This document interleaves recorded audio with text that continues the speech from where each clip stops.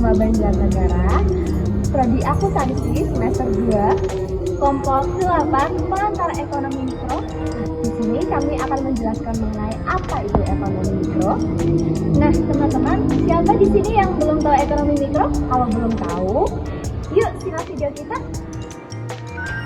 Nah, sebelum membahas lebih jauh mengenai apa itu ekonomi mikro, kita harus tahu sendiri definisi ekonomi mikro. Nah, ekonomi mikro adalah cabang ilmu ekonomi yang mempelajari perilaku konsumen dan produsen, serta penentuan harga pasar, kuantitas faktor input, barang dan jasa yang diperjualbelikan. Fokusnya pada keputusan dan perilaku individu atau perusahaan dalam pasar yang kecil, serta bagaimana interaksi serta penawaran membentuk harga dan jumlah barang yang diperdagangkan. Seperti itu. Yang kedua adalah ruang lingkup ekonomi mikro.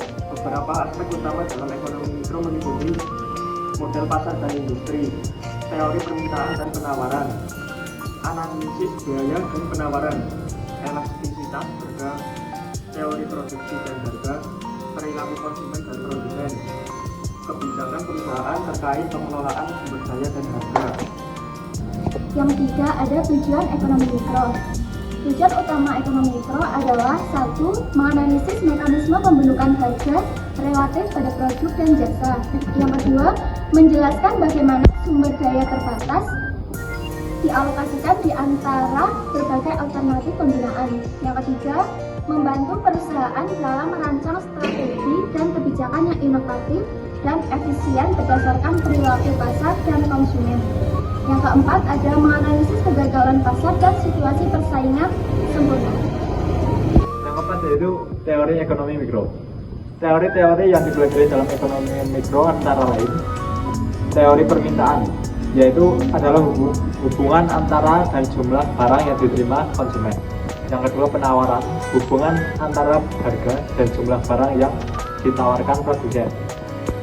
Dan yang ketiga adalah teori harga keseimbangan, harga yang terbentuk pada titik pertemuan kurva permintaan dan penawaran. Yang keempat yaitu teori biaya produksi dan keputusan penetapan harga.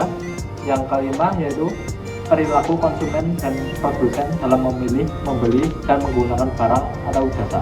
Yang kelima yaitu contoh kebijakan ekonomi mikro. Beberapa contoh kebijakan yang didasarkan pada ekonomi mikro adalah 1. Kebijakan harga terendah untuk mengatasi penumpukan produk akibat penawaran melebihi permintaan dengan peran pemerintah menetapkan batas harga minimal untuk melindungi produsen.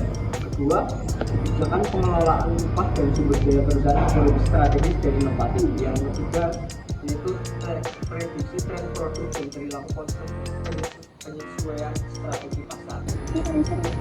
Nah, kita akan memberi contoh kegiatan pada ekonomi mikro. Yang pertama adalah permintaan. Apa itu permintaan? Permintaan adalah jumlah barang atau jasa yang diminta pada tingkat harga tertentu. Yang kedua ada penawaran. Penawaran adalah jumlah barang atau jasa yang ditawarkan oleh produsen pada harga tertentu. Baik, yang ketiga yaitu ada penentuan harga. Sebagai alat ukur nilai barang dan jasa berdasarkan biaya produksi dan kondisi pasar. Yang keempat, pasar, tempat bertemunya penjual dan pembeli untuk melakukan transaksi, baik secara langsung maupun secara online. Yang kelima yaitu biaya produksi, usaha yang dilakukan produsen untuk menghasilkan barang atau jasa termasuk biaya tenaga kerja. Dan yang terakhir adalah perilaku konsumen dan produsen. Proses ini adalah untuk memilih, membeli, dan menggunakan barang atau jasa sesuai kebutuhan. Nah, sekian contoh kegiatan-kegiatan pada ekonomi mikro yang bisa kami jelaskan.